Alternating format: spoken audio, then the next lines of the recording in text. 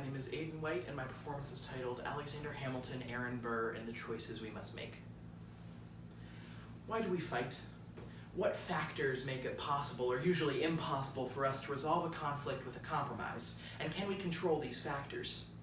To answer this question, I believe we have to examine the causes of one of the most famous personal conflicts in American history, the duel between Alexander Hamilton and Aaron Burr. Now, doing this is not going to be easy. Historian John Sedgwick said in his book War of Two that trying to trace the causes of this duel would be like tracing the wind. Of course, historians like us are nothing if not persistent. So let's trace a little wind together, shall we?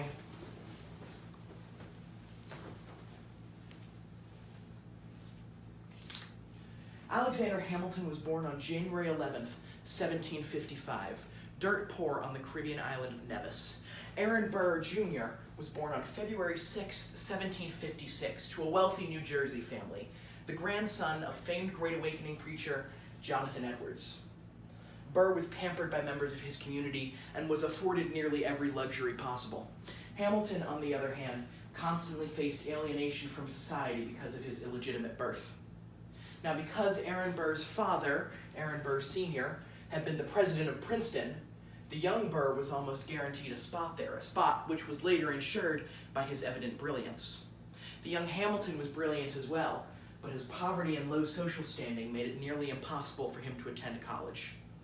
When he was 16, Hamilton composed a letter describing a hurricane which had recently ravaged the island. The letter was read by a visiting Presbyterian minister named Hugh Knox, who was so impressed by the letter's eloquence that he began raising funds to send Hamilton to New York to obtain a proper education at King's College, now Columbia University.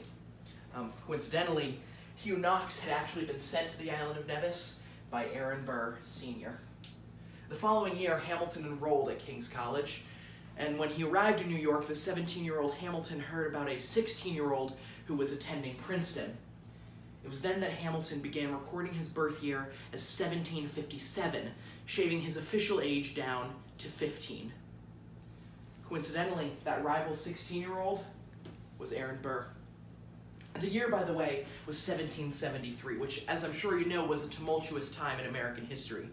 Talk of revolution against the British was spreading. Just a few months after Hamilton started his education, we had the Boston Tea Party, and 2 years later, the Revolutionary War broke out. Now, both Hamilton and Burr wanted to serve in this war. Hamilton had long wished to serve in a war because he believed it would be his only shot to leave behind a lasting legacy. Burr, on the other hand, thought that fighting in a war would be a nice break from the tedious nature of his studies. Both men enlisted at about the same time, but Burr was almost immediately placed in a position of power because of his honorable bloodline. Hamilton soon surpassed him, though, when his brilliant strategic brain was noticed by General George Washington, who made Hamilton his aide-de-camp, a position which Burr had also applied for. Instead, Burr was placed in charge of an untrained regiment in an area of New York where almost no fighting would have taken place. Burr did get to see some action later on in the war when he and his regiment were moved to the infamous winter camp at Valley Forge. Hamilton was there as well. This was probably their first meeting. There's no doubt seeing an illegitimate immigrant getting all the war's action and glory would have made Burr very, very angry. After the war, both men retreated to Albany for a short time with their new wives, and then they both moved to New York City, where they established law firms just a block away from each other. The two soon became the most famous lawyers in the new nation's capital, so they frequently saw each other in court. It was then that the rivalry began to get personal, because even when they were hired on the same legal team in the murder trial of Levy Weeks, the men still couldn't find common ground. Both men took sole credit for Levy Weeks' acquittal, and both men blamed the other for complicating the case. Like many successful lawmen of the time, both Hamilton and Burr were encouraged to enter politics. Hamilton was happy to do so.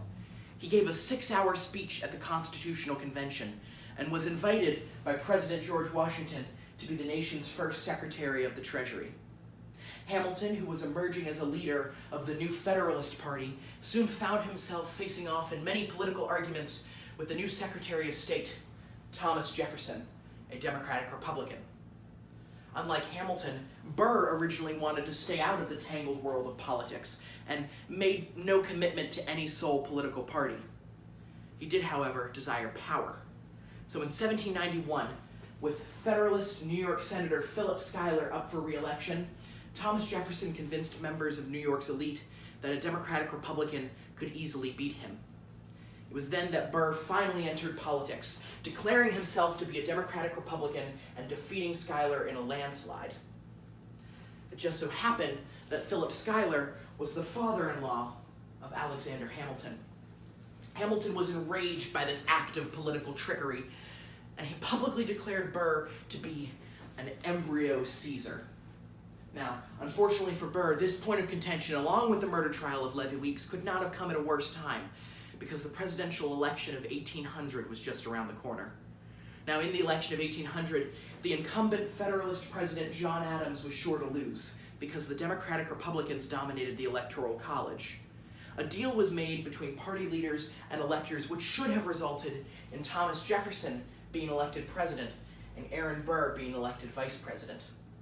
But because of a mistake made by a single elector on the morning of the vote, Thomas Jefferson and Aaron Burr became tied in the Electoral College for the presidency. The House of Representatives would have to choose the president. Now, in the minds of the party leaders and Thomas Jefferson himself, the honorable thing for Burr to do would be to concede the election and take on his predestined role as vice president. But Burr had other ideas. Having tasted the possibility of a presidency, Burr began openly campaigning against Thomas Jefferson, a revolutionary new idea which angered a lot of people, including Alexander Hamilton. After the tied vote, Hamilton wrote of Burr, "As to his theory, no mortal can tell what it is." Hamilton had accused Burr of having no principles. Burr was rightly angered by this, and after the House of Representatives voted to inaugurate Thomas Jefferson as the third president of the United States, Burr publicly blamed his loss on Hamilton. The tensions between Hamilton and Burr were becoming famous. These tensions would come to a head during Burr's 1804 campaign to be governor of New York. In February of that year, Hamilton attended a dinner party where he referred to Burr's gubernatorial campaign as dangerous. Unbeknownst to Hamilton, a man named Dr. Charles D. Cooper was in attendance that evening. He was an old friend of Aaron Burr's. He scribbled down an account of the dinner party conversation, including Hamilton's use of the word dangerous, and had it published in the New York Evening Post, where it was read by Aaron Burr. Burr immediately sent a letter to Hamilton demanding that he take back his words. Hamilton wrote back saying that Cooper's account of the evening was far too vague for him to know exactly what it was Burr wanted him to take back. A few days later, Hamilton was contacted by William P. Van Ness, an old friend of Burr's, who had been asked by Burr to organize an interview between the two men. This was a common code word at the time, because in New York, the practice of dueling was illegal. This interview took place on July 11th, 1804.